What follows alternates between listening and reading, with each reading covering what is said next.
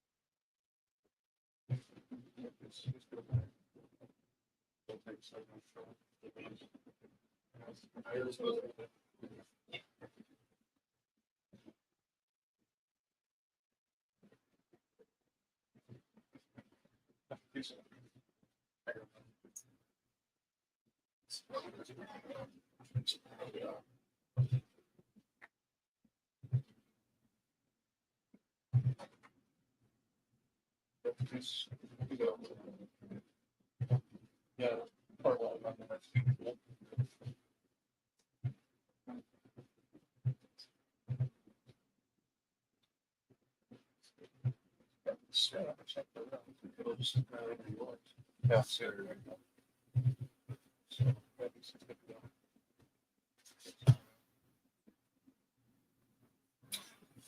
Hey everybody, welcome to St. Croix Rods Customer Appreciation Day 2025. Folks joining us at home on Facebook and YouTube Live, happy to have everybody in the room. My name's Joel Nelson and I want to talk about panfish today. And I'm really excited because this is something that I do most years at St. Croix Rods, and for a number of other partners. Panfish is something I absolutely am just obsessed with, infatuated with. It's been that way for a long time for me. I see some new faces in the room, some old faces. Thanks for reattending. It means maybe I didn't scare you away the first time. I like that. That's good to hear. And I'll focus on a lot of stuff that I've just been doing recently. Stuff that's been working in my boat with myself and my kids, on guide trips, on different things that I've been doing in the past couple months here. So I want to make it relevant to everybody, and I want to present to you guys patterns. I want to talk to you about a toolkit, things that I use to put together patterns that work year in, year out, all over the Midwest. I spent a lot of time fishing for different TV shows, different promotional work, different work guiding. And no matter where I've been in the Midwest, for panfish, what I'm about to present to you today has worked for me in some capacity. Sometimes it's seasonal. It only works when the water temps are a certain range, or it only works for certain panfish species. But this toolkit, I really believe, is going to help you guys become more well-rounded anglers and fish in a way that's more fun, more efficient, helps you catch more fish. So that's really my goal in presenting everything today. And I start out kind of as an ode to the panfish. And should probably come as no surprise to folks in this room that in northern waters, it's more popular than bass fishing. Panfishing is something that has done as much for more anglers as any species has ever done. 14 million U.S. anglers target panfish. 95% of them own boats. This isn't just a shore fishing or casual off the dock kind of experience for a lot of anglers. A lot of panfish folks are very dedicated. They're very passionate about their craft. And obviously panfish are great table fare. I love eating bluegills, crappies, perch. Panfish are great to eat. Love it. And it's widespread. And I think that's probably why it is so popular. Most places you go, you can catch panfish. And fishing can be basic, right? It isn't always something where you need to drop live scope and target these things, 22 feet of water, put it right on their nose. Panfishing can be something where we just go around the shoreline, catch what's available, have fun doing it. So that's one of the many ways, some of the many ways that I really enjoy fishing for panfish. Panfish problems. A lot of anglers are set in their ways. They may have a favorite technique. They may know that in the springtime, they can catch crappies galore on their home lake, their favorite lake, but then where do the crappies go from there? And that can be difficult because if you're only targeting them in the same places at the same times on the same lakes, you may have a hard time figuring out where to go after that period of obviously bass fishing takes place and it goes the way of the dinosaurs. So panfish, however abundant, can in the summertime spread out. They can become nomadic. They can become less concentrated and then hard to find. So sometimes just finding them is half the battle. And each of those species act differently. A bluegill doesn't do the same thing a crappie does, doesn't do the same thing a perch does, doesn't do the same thing a bass does. So the trick can be trying to figure out each species along the way. And overharvest is definitely an issue with panfish more than most species. Walleye may be another one that gets targeted pretty heavily for table fare. But the simple truth is if a lot of panfish come out in buckets in the springtime, the summer fishing can be pretty difficult. So we're going to talk a little bit about overharvest exploitation, ways to overcome that, ways to find new water, stay ahead of the bite, and also a way where you can eat your panfish and still catch plenty of them for the rest of the season. Okay, remember how I talked about panfish different by species? A couple real obvious ones. When I talk early spring for bluegills, I'm talking water temps less than 50. For crappie, same thing. But when I talk the spawn, these species spawn at different water temperatures and at different times. The bluegill spawn has just wrapped up in most places that I fish. It's probably wrapped up here as well. You may still see the depressions in the beds. You may even see bluegills near those beds or on them, especially if you're using side imaging and you're seeing those beds deep. There may be fish on them or near them, but the active spawning is pretty much done. Whereas crappies come in much earlier. Water temps 55 to 65 degrees. Bluegills like it when it's 65, 70 degrees plus consistently, and that makes it a lot easier to find. Okay, early spring. Let's go back in time a little bit. Let's talk about the cold water effect.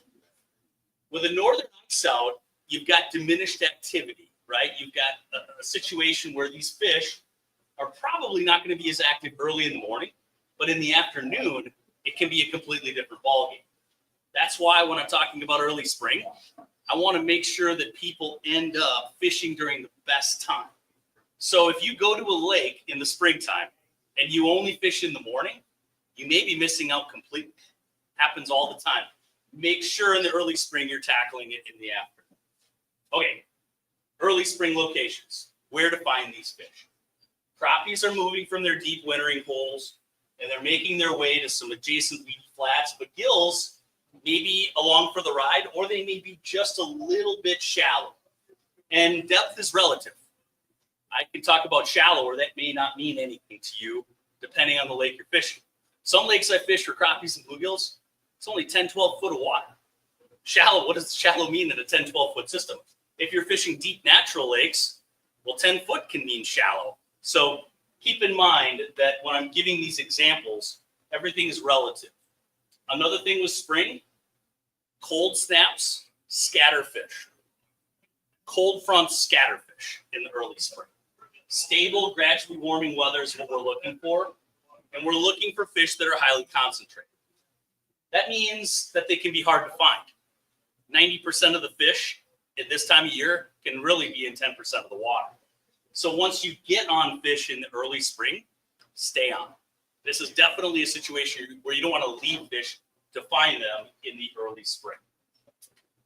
I fish a lot of brush and cover in the early spring.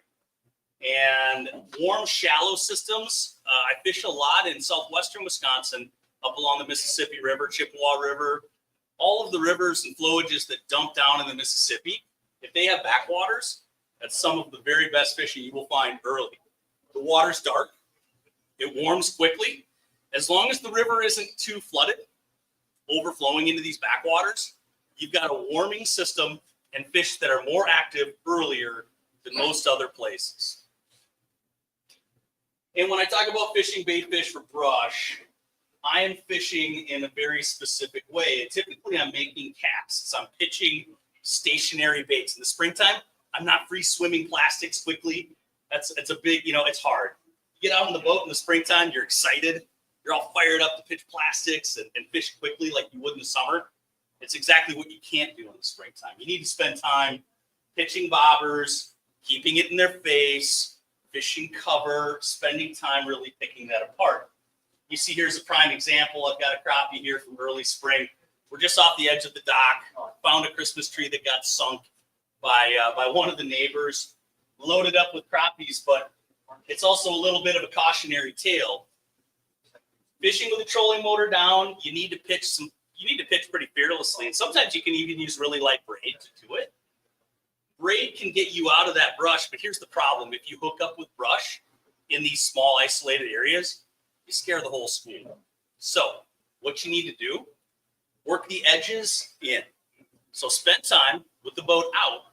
Push your way in closely, more closely, till you start catching fish. The ideal scenario is to start catching them from the outsides. And eventually, you're pitching right into the brush. But it's a major party foul in my boat to throw right into the center of the Christmas tree, snag them, set the hook, scare all the fish out. So keep that in mind as you're picking apart these areas. And docks. Docks are the same way. Don't be throwing right up under the dock bass style, wrapping the bobber 6 times around the post, going in there, scaring all the fish out from under it. Learn to pitch fearlessly, but make sure you work from the outside. Okay, I want to talk a little bit about another cold front strategy and springtime strategy. It's vertical jigging. And I didn't spend a lot of time on the rods. I'm gonna dump right into that in a little bit. But when we talk about cold front transitional vertical jigging, the rod, especially the rod length, is really important. I'm fishing during this time of year when we get a cold front out away from the shore, because typically what happens is these fish, they'll push right back out and you end up fishing like you would ice fishing, basically dropping off the front of the boat and making sure that you stay perfectly vertical over these fish hanging out over deeper areas.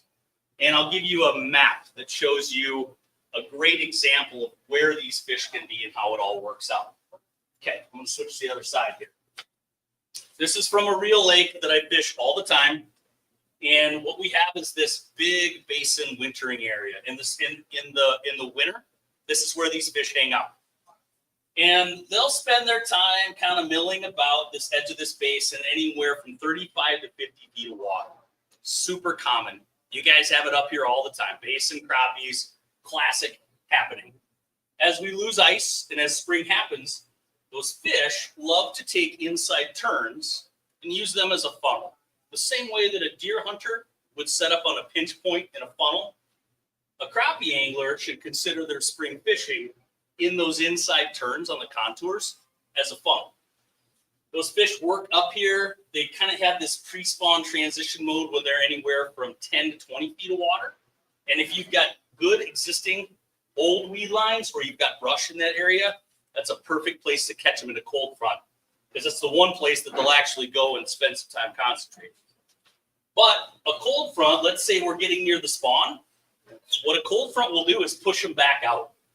It'll push them back out towards slightly deeper water. So the number one tip I could give any panfish angler in the spring is to look at all of your ice fishing spots. Look at those basin bites that you've got going. Find the nearest adjacent weedy shallow cover that they're probably going to spend their time spawning, and draw a line between the two. Simple transect. And these fish, depending on what the weather is doing, are just going to ride that line. If it's warm, trending warmer, stable weather, they're going to push shallow along that line. If a cold front strikes, they're going to back their way out. And that's when this technique of staying over the top of them and fishing vertically really, really works well. Okay.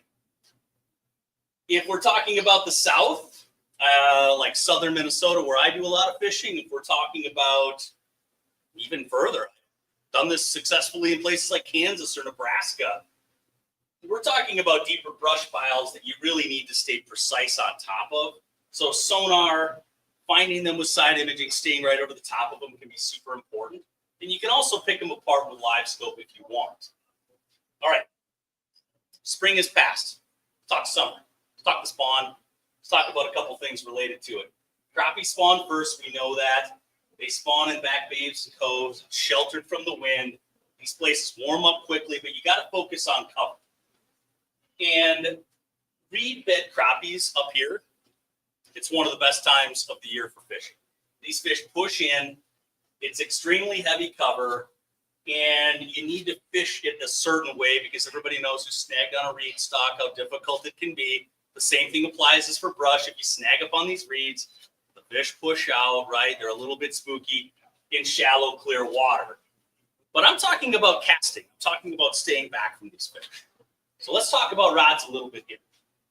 I'm going to give you my spiel. Oh, there go the rods. Not too far. I'm going to give you my spiel on panfish rods. I have worked with St. Croix for a long time. I've fished with St. Croix rods. I was a student in Ashland, Wisconsin. 1996 is the first St. Croix rod I ever picked up. It was a Premier. I fished it on the White River for suckers, and it was amazing. Full of rocks on the White River, if you know where this is. Threw a jig into the current, and immediately I was like, I could feel a tick on the end of my rod. It was like a rat. I thought, whoa, what is that? And the sensitivity back then on those old Premiers blew me away. And I was feeling rocks really for the first time ever. Most of the rocks that I felt with the old fiberglass rods that I was used to fishing with as a kid, the end would just load up. You wouldn't feel a tick. You wouldn't feel something sensitive. Well, fast forward 30 years, we're in an incredible place for panfish anglers, especially. St. Croix makes the best panfish rods out there, and I'm going to tell you exactly why. We focus on longer rods. We focus on rods with exquisite powers and actions. And this rod that I'm holding right now is probably my favorite panfish rod right now. It's actually a tie between this and one other one. It is an Avid panfish rod. And overall, I like longer rods. And there's a couple reasons why. Who grew up using the old ultralight 5'6" ultralights? Yeah, a lot of hands, right? In certain situations, that's a fun rod to fish. It's a blast when you hook up, right? But a couple limitations with that setup. First off, when you're casting, it's going to shake like a wet noodle, right? You know the deal. The harder you whip it, the more it shakes. Once it shakes right out of your hand, kills your casting distance. You don't even know it. What do you need casting distance for? Well, you need it for tiny jigs and plastics more than just about anything, right?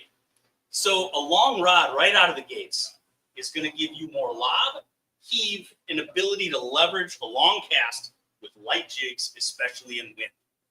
The other thing a long rod does for you, if you need leverage on a fish, which you do for panfish way more than you'd even want to admit it, in cover, near docks, by boat lips, lily pad stumps, reed edges, wood, rock, having that leverage for a really nice gill, you know how hard a big bluegill pulls really hard for its weight, right? It's the smallmouth of the pan. So having a longer rod with leverage is a real benefit. So we talked about casting distance. We talked about leverage. The other thing that's really nice is from a casting distance standpoint, this Avid panfish, if you guys look at it, you'll be able to see it. I'll show you afterwards. These stripper guides and on the bases, they're oblong. They're egg-shaped. So the way that line flows off the reel and through these guides doesn't flow in a circular path. It flows in this path. And the way that these guides are shaped provides less resistance up against the line. The line slaps less against the sides of these guides. And you will get the longest casts of your life out of this. I use 4 or 6 pound Seaguard. You can use a lot of different kinds of line. It doesn't matter what kind of line. This rod with a reel with a larger arbor is just going to cast further. So big benefit there. When I talk about panfish, I talk about technique specific too. So you've noticed in my slides, I'm talking about certain instances fishing certain rods. This 7'3" MLXF, if you want to decode that, 73 MLXF. 73 means 7'3". MLXF means medium light power, extra fast action. Power is the amount of force that you need to actually put a deflection in the blank. Action is where along that blank that the rod actually deflects. The faster the action, the further towards the tip it deflects. So extra fast actions for a panfish angler, it sounds crazy. We're used to fishing these really slow rods, right? Where they bend all the way down to the butt. Not a St. Croix, especially not any of their high-end panfish rods. They bend at the very tip, which is excellent for you for all the reasons I talked about, casting distance, the flex and ability to leverage fish out of cover. It's an unbelievable solution to a problem that most people didn't know they had. A lot of folks will buy a bass rod for $600 and they'll fish a spinnerbait. Nothing against them. I love spinnerbait fishing, and actually feeling the blade rotate or stop rotating, there's a benefit there to having a high rod. But for panfish, feeling light bites with light biting fish, it's important. So the Avid's one of my favorites currently. 7.3 MLXF. It's a little bit more stout. Most people would pick it up and think it feels like a walleye rod. That's one of my favorite lengths, powers, and actions. Another one is the Avid 7.0 LXF. If you're looking for the Swiss Army knife of panfish rods, this is my favorite. 7.0 LXF in just about any of the models that they make. I use that all purpose. If you're looking for simply the best panfish rod money can buy, like if cost is no option, you want the lightest, furthest, casting, most sensitive, especially with small jigs and light biting fish, this Legend Elite Panfish is an incredible rod for you. That's the one that I'm tied for favorites. But I also carry a slightly shorter stick. This one is a Panfish Series 6'4". Remember how I talked about vertical jigging? Right off the front of the boat, either be a live scope or either be a sonar. A lot of times I'm fishing and I'm looking down at the rod tip, and I actually take that rod and I put it back here. And I'm real precision jigging. That's what I'm trying to do. If you have a 7-foot rod or a 7'3" rod, you're way out here. It gets hard to control the jig. It gets hard to feel bites. It gets hard to stay vertical, actually. So a shorter rod is beneficial in a couple situations, especially vertical jigging. Okay, so that's kind of the quick download on rod length, powers, and actions, and why I use what I use and when I use it. So I'm going to continue on with some of the spawning pattern, reed bed crappies. Here's another lake. This is a real topo lines area that I fish. These fish, winter basin. Anytime you've got a lake that's got a small little teardrop shaped secondary lake, a small little cove, a back bay, crappies love piling back there, man. Like, you can almost just look around lakes in your area and see if they have one of those coves or small little tight teardrop depressions coming off of it. Almost always this will be a spawning nursery area for some fish. Crappies, especially if you've got deep water adjacent.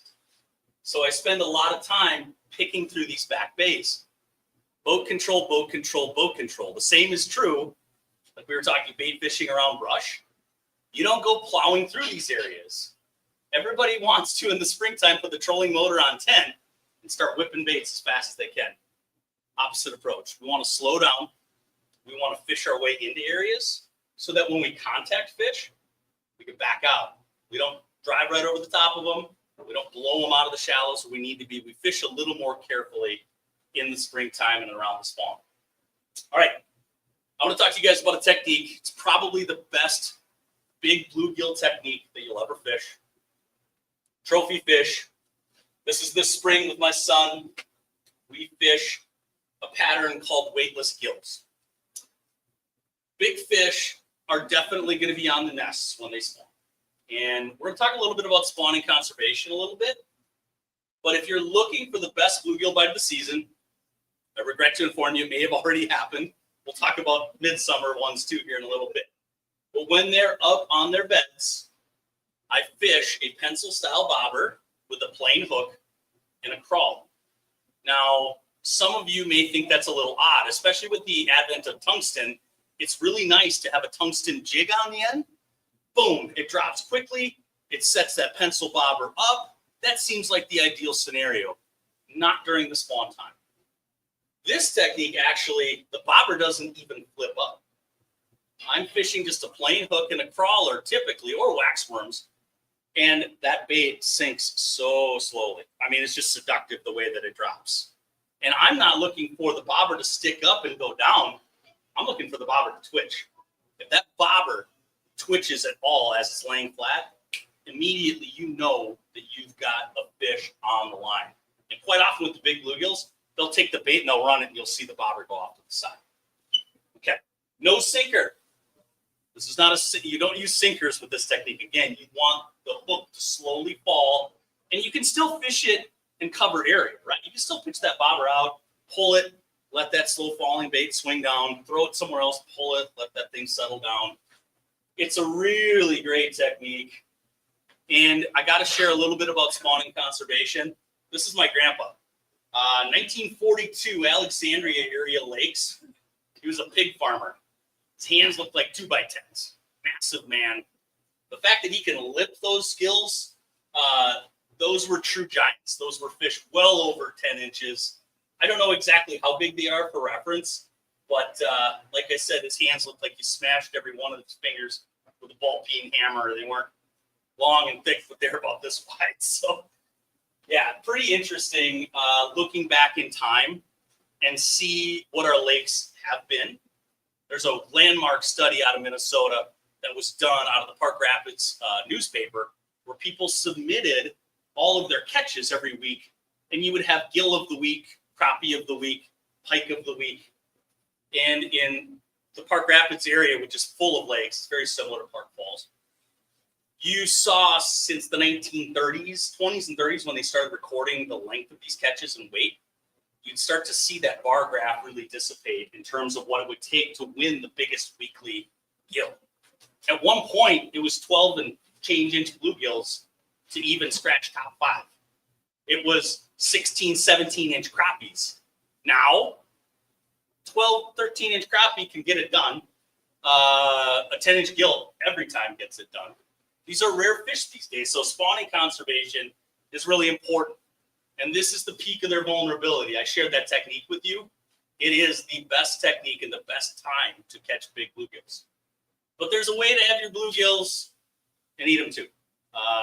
The key part that we've learned through fisheries research is that we need to release the large males. If you don't know what a male or a female bluegill looks like, this is a huge male, big male, painted up. Look at those spawning colors. They're there to attract mates, right? Painted up, big blue, red, bright colors. It's like the quintessential big bluegill. Huge ear tab, that big black ear tab. That's how you identify males. And males are the ones you need to release. Females, feel free to keep some within reason. And here's the trick. There's a very strong reason why. Here's an example of a female. Tends to be more pale in color, shorter ear tab. She's not all painted up. They tend to be more pale and yellowish. But the reason is that the males protect those nests. Anybody familiar with the term stunting? Stunted bluegills? We know lakes like this, right? They're not a lot of fun to fish. Cast the bobber in, 4-inch gill comes and takes you down instantly. You become frustrated. There's not a lot of quality fish in the system. Stunting is a biological process that happens when there are not enough big male bluegills in the lake. Here's how it happens. Big males protect the nests. That's what they do. When you catch them in the springtime, you're pulling them off their nests. If you don't release them, that fish can't guard its individual nest. If you catch 30 of them, you leave 30 nests unprotected. But you're not protecting them from salamanders or bass or other things coming to eat the eggs. Biggest thing that those big bluegills protect against is small cuckold males coming in and fertilizing the eggs on those nests. These are sexually immature males that reach size quickly. They dump all of their effort into immediate sexual reproduction, and they create ones just like themselves. They are the stunted fish. When you pull off the big males, you're creating more stunted fish. So the more big males you take in the spring, the worse stunting your lake gets. It's just the way it works. And actually, the way that they fix this problem, Missouri, ton of research, Missouri and Nebraska, the way that they fix this problem, they kill the lake off. It's the only way to fix it. You've genetically altered the biology of the bluegills in the lake, and it gets so bad, you got to kill them. So keep that in mind. A couple ways to have your bluegills eat them too is keep primarily females. If you want to keep a couple males, it's okay. It's not the end of the world, obviously. But when people go up and down the shorelines and only pick on the biggest males, and they keep 30 of them, 25 of them, it's irresponsible. And I have personally, just like you guys have, fished lakes that used to be awesome that are not good anymore, where the bite comes and goes. And we talk about cycling. Well, it's just a cycle. That's not true when it comes to bluegills. Once you remove the genetic viability of bluegills, gone, unless they rote on the lake. The other thing you can do is spread the love. Go fish different lakes. Holy cow, what a concept, right? If you're on an awesome bluegill bite, it's really hard to pull off it and go replicate it elsewhere. But here's the thing, when they're spawning, you're going to catch them everywhere. You're going to catch them on new lakes, old lakes, and you'll have a good time learning different places to fish and kind of expanding your repertoire a bit. All right. Sorry, that was my high horse. I don't mean to look down my nose at anybody because I love catching bluegills, and I clean a lot of bluegills. I eat a lot of bluegills. So focus on those females during the spawn, and you'll be doing your lakes a favor. All right. Summer, general panfish behavior. Warm water. Fish are active. Hey, now we can fish fast. Now we can pitch jigs and plastics and reel them back and do all the fun things that we love to do. But food is aplenty, right? And food is aplenty in two ways. Panfish have lots of options to eat, but they are also food themselves. Everything loves to eat panfish. Bass, some of the best bass lakes you'll ever find are great bluegill lakes. And the reason is those bass keep good small bluegill numbers in check. They eat a lot. Pike eat crappies. Here's another one. Another match made in heaven go together like peanut butter and jelly, crappies and muskies. Some of the best muskie lakes are big crappie lakes. I can think of a bunch of them around here. Produce true giants for crappies. So remember that they are predated upon too. And when we think about that for summer locations, you can see a little bit of hazy weeds in the background. We're off of a deep weed edge, actually. You can't see it super well. But you can see that, this is a big male, but it doesn't have its big bright spawning colors. This is a midsummer fish. Gills are going to be weed bed related.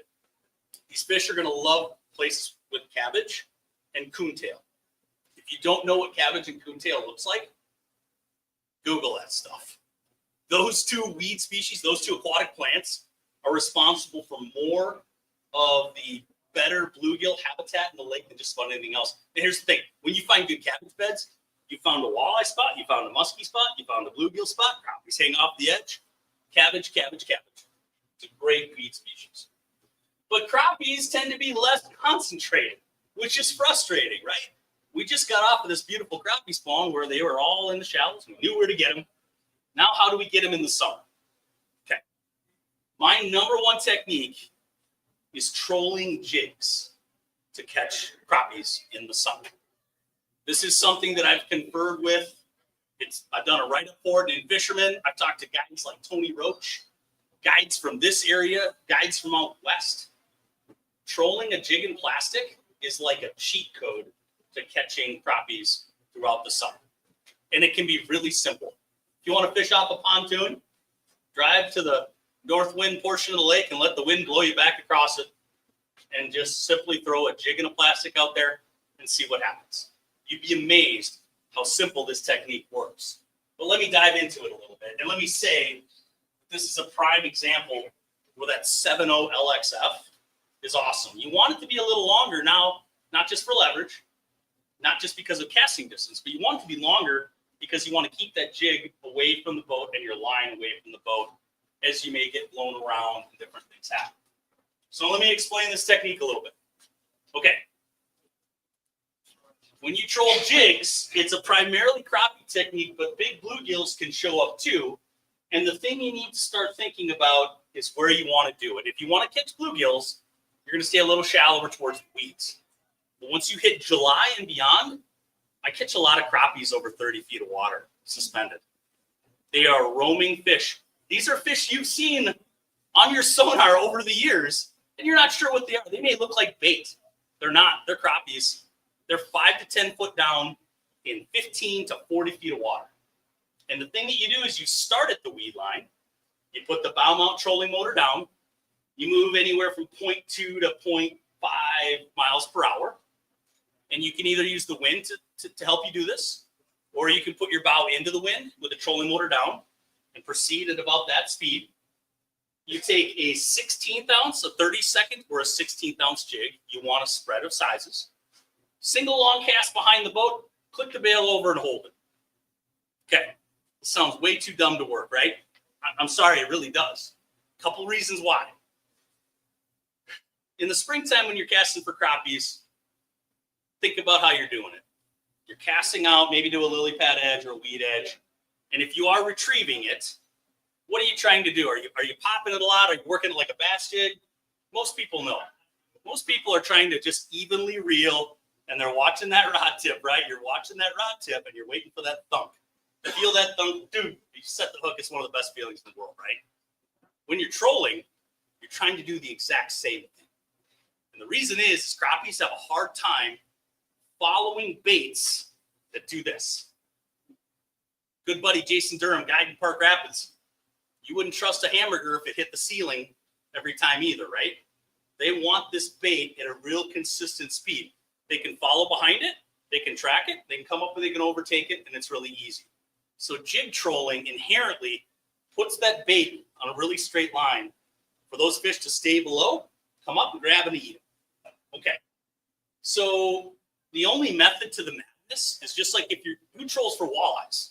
We troll crankbaits for walleyes. Yeah, it's a little bit like you got your white lab coat on, right? You're a scientist. You're making experiments.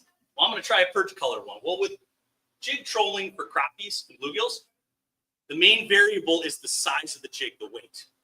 And what you'll find is if these fish are suspended 5-10 feet down, some of the heavier jigs are what you need early in the evening if it's like an evening troll. But then you'll see those fish rise up in the water column. Your lighter jigs start producing. Well, the reason is it's over the tops of their heads. They can see it and you can catch them more easily. Plastic size, plastic shape, plastic color doesn't matter as much as does the right weight at the right time. Because all jig sizes and the plastics you'll tip them with are slightly different, what I do is rather than trying to say, well, I'm going to use a 16th ounce all the time, just fish with some friends. One guy is a 16th, one guy is a 32nd ounce, and you just start testing. You troll through these areas, and whoever's getting bit the most, you switch to their jig size first. Now we got the jig size dialed in, we're going to deal with the plastics color or the plastic shape. I like boot tail jigs. Any kind of boot tail plastic is good with bluegills because they can't rip off the tail as easy. Curly tail grubs are a favorite for crappies.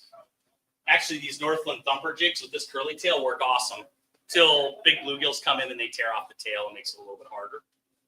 But this tactic is literally my number one thing that I do. And the other reason that it's super awesome, you track them down. Start dropping waypoints where you catch them. And now this is an area you can go back to and troll again and again and again, right? You start covering water and eliminating it to find the best places in the lake to fish. Okay, pattern number 2. Remember I talked about cabbage, how important it is? This is what aquatic leafy cabbage looks like. There's 2 kinds. There's green and there's red. They're equally awesome. Spend time learning these and figuring out where to fish gills and crappies for them. All right, here's a real spot. This is in northern Minnesota. It's a small lake near Leech Lake. And what we've got is something that looks pretty innocuous. It's a small little underwater point. It's a hard bottom point, but not so hard because it's got enough mud that cabbage grows really great on. And what you find is that the inside turns of this cabbage bed at the base of the point creates an inside turn. If I'm a bluegill, what does that do for me? Well, if you're in a rough bar, there's not many rough bars in northern Wisconsin, but there's a couple, right? Rough customers. Do you want to be sitting out in the middle? No, you're going to back up to the corner a little bit, right? You assess the situation, see what kind of characters are coming in the door. Maybe. Same thing that a bluegill does. He doesn't want to sit out in the open. He's fresh meat that way. A bluegill gets picked off by muskies, pike, if they go hang out in the open. They love 3 sides of cover. So that's why inside turns in weed beds are essential for those fish in the summer that are being predated upon. So inside turns, spend some time during the day looking for these fish. Sometimes they'll be at the base of the cabbage, tucked up into the weeds if there's high predator amounts, like if there's a lot of bass, muskies, whatever, patrolling. As you get towards dark, this is when the magic hour happens. And the main reason is those pike become a little less active. The bass are more active. The pike are a little less active. And the bluegills start to roam a little more. They feel just a little more comfortable, and they'll start going off and picking off food. So these inside turns become a place that you can fish literally all day for big bluegills. And it's my number one pattern for big bluegills during the summer. I'll give you a secondary. Don't even have it in the slides. Who has fished for walleyes and caught great big bluegills? Show of hands. Happens, right? Pulling spinners, rigging leeches, what? Jigging. Yeah, amazing. You can catch a lot of fish walleye fishing that are big bluegills. And a big part of the reason is some of those biggest bluegills of the year will be on structure like a walleye would be, like a point, like a wind-blown point. And you'll get this 6 or 7 pack of great big bluegills that'll kind of roam and not be afraid. A lot of these are 10-inch plus fish. Big bass isn't going to choke them down. They might try. They're not going to do so hot at it. They're still predated upon by muskies, but the big pack of them tends to roam and act in some of the same walleye schools. So if you got a buddy that's front boating you and he's got live scope out and he's catching walleyes, you see some other stuff on there, don't be afraid to fish panfish in some of those same walleye spots. All right. I talked about tools and tactics and things. A drift sock can be really nice still. I don't use it all the time, but especially in high wind, it can be really nice to pair with a trolling motor because it just evens everything out. Obviously, you have to contend with the fact that you got to drift sock out. If you're landing fish, you got to keep them out of it. But I still use that, and sometimes I prefer it to a trolling motor, to be honest. If the wind is perfect, throw out a drift sock. I don't have to worry about boat control. I don't have to worry about anything. The drift sock does all the work for me. So keep in mind, that can be a useful tool. An underwater anchoring system, like a Talon, like I've got a 12-footer on my boat. It actually does really well on shallow flats. And I can actually pin down and then use the trolling motor to swing the front of my boat over the top of those cabbage edges, depending on the depth of the cabbage line. So that can be useful. Side imaging, I didn't talk a lot about live scope, but like side imaging is still really useful to a panfish angler, especially if we're talking about spawning. Those beds show up really well on side imaging. And one thing that we have learned over the last 25 years of side imaging is that bluegills don't just spawn up against shorelines. They spawn off of islands, underwater submerged humps. You'll find bluegill spawning locations, and some of the better ones can actually be offshore as long as they're somewhat protected by wind. That tends to be what kills.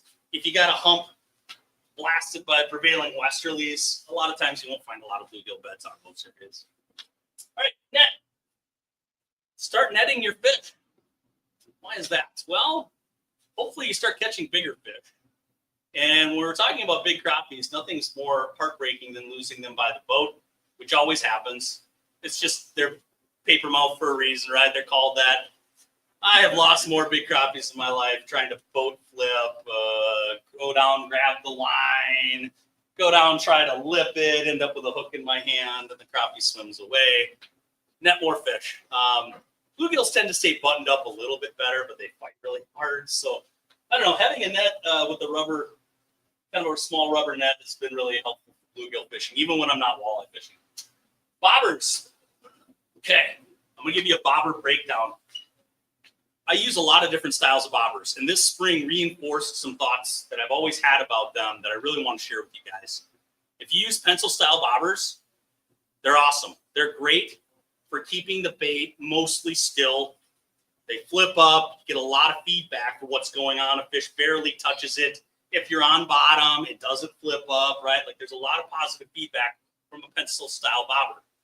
However, as you get mid-spring and beyond, and you want to fish quasi-stationary, you want to move that bait a little bit, pencil bobbers act like crankbaits. They actually dive.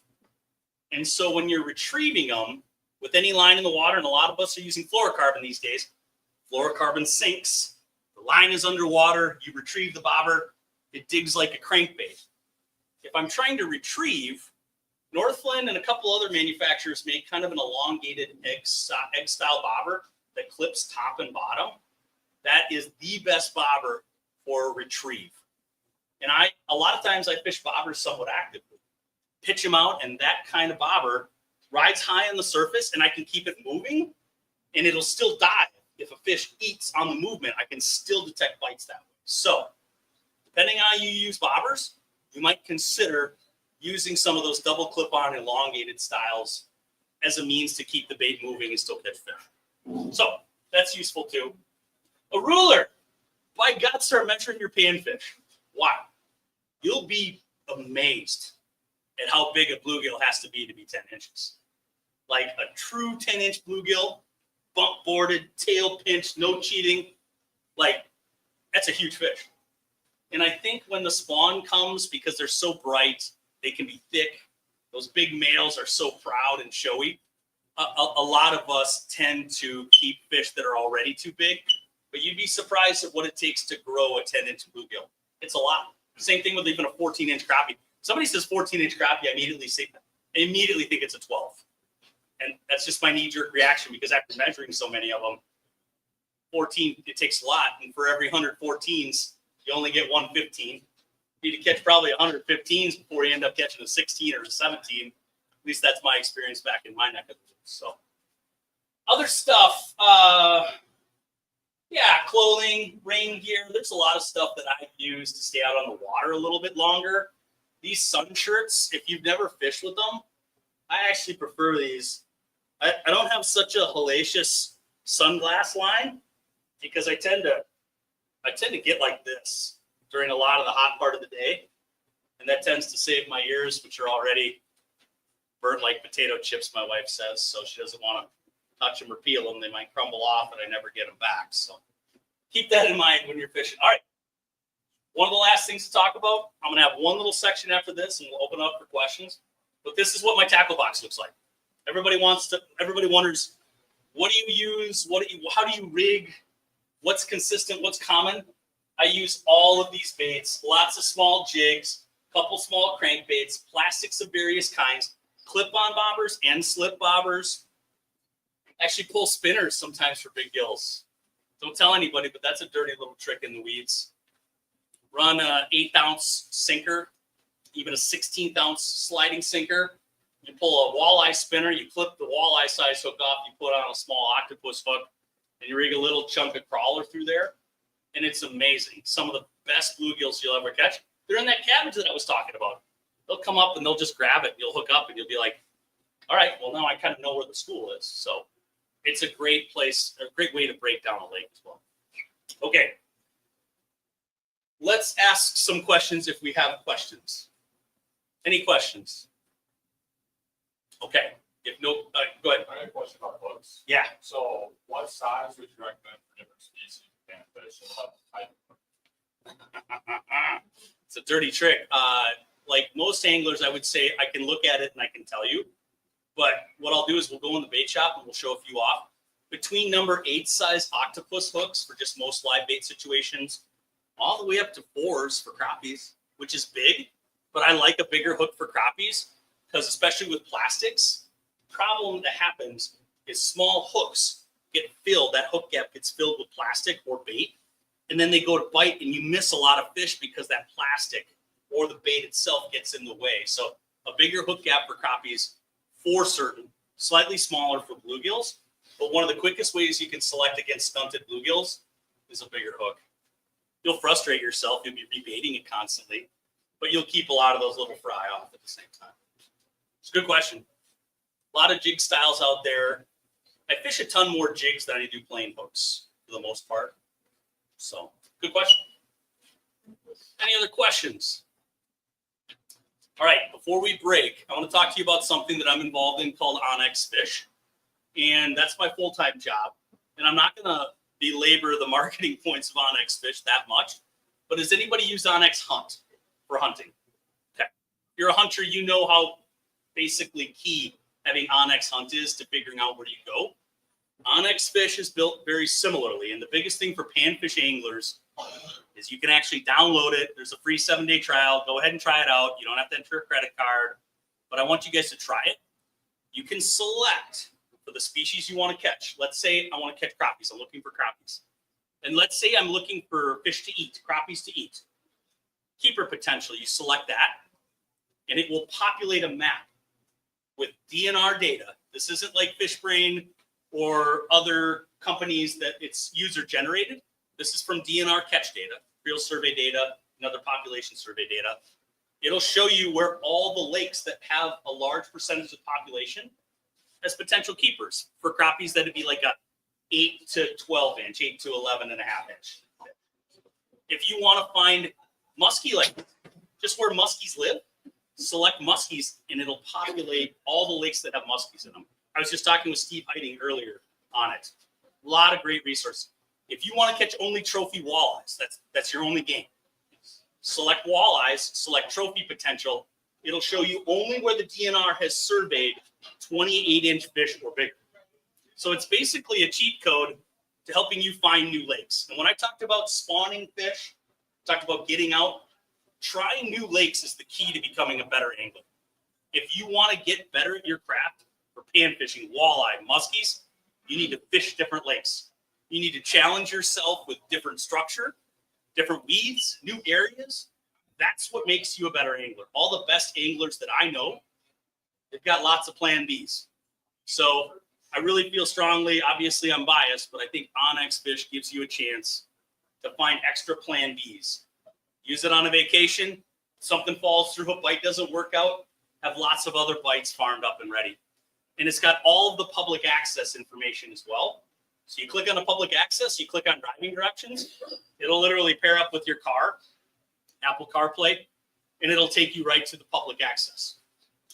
No more blowing past little brown signs at 5:30 in the morning, thinking you saw it in the trees somewhere. Yeah, this will take you right there. So, and with that, I've got just a couple giveaways. I got room for a little more questions, for a few more questions if you got.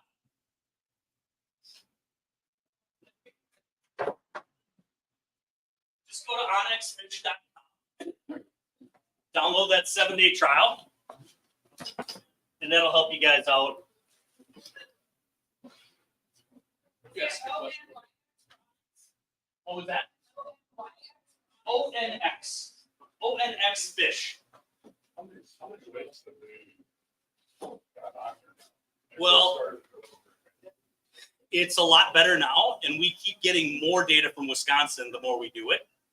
So hundreds and hundreds. I mean, we're probably close to 1,000 in Wisconsin alone. In Minnesota, there's a lot more. Michigan, there's quite a few. North Dakota, there's actually a pile. So it's cool. Like if you're traveling to fish to different areas, we're going to have other states come online soon. So, and more contour data is coming for Wisconsin as well. So we'll have all the DNR contours available for you. Yeah. What does Onyx cost?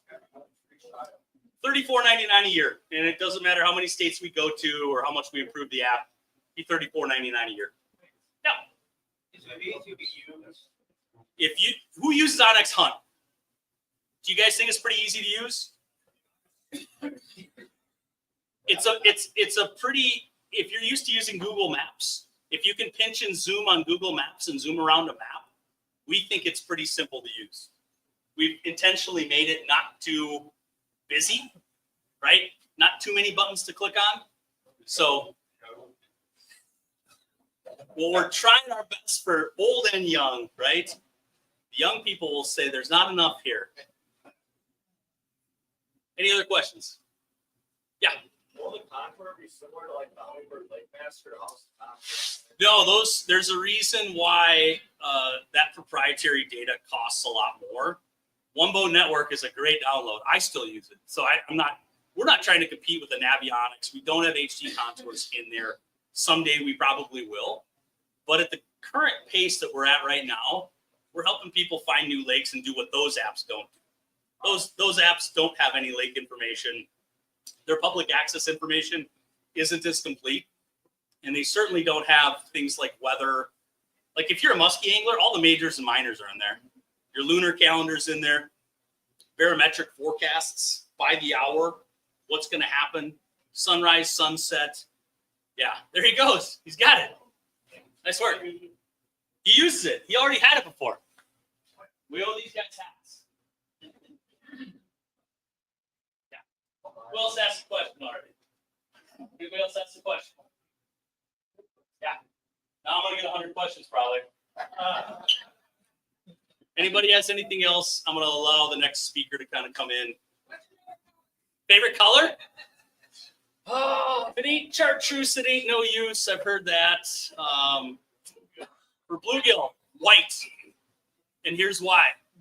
As water becomes more clear, I watch the bait a lot in the shallows. I just killed my kids the last time we went fishing. Oh my God, I was like 20 to 1 on them and they had no idea what was going on. And I'm like, well, I'm just pitching it out there. And as soon as the white disappears, I set the hook. That's a dirty old trick. Yeah.